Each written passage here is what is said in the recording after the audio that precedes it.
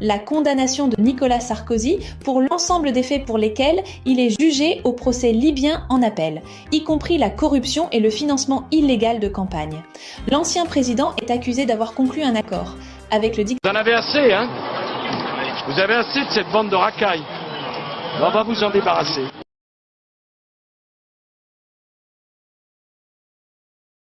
Eh ben, quand on a fait tomber Kadhafi, Kadhafi finançait toute l'Afrique de l'Ouest et notamment... Attends. Qui a fait tomber Kadhafi?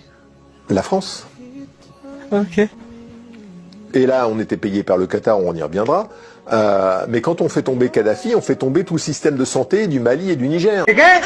Parce que les centres de santé intégrés, ce qu'on appelait les CSI, qui sont en brousse, c'est des petits trucs en brousse, hein, étaient payés par Kadhafi. Kadhafi savait très bien qu'il fallait maintenir ça pour éviter qu'il y ait une montée de la population.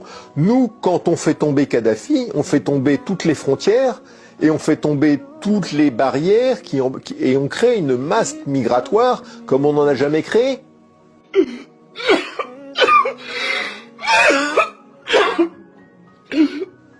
C'est ça la bêtise.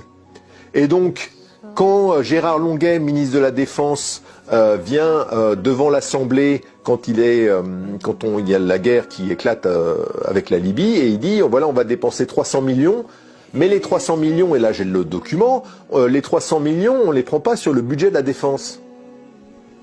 On va les prendre sur les budgets divers. Voilà. Mais surréaliste.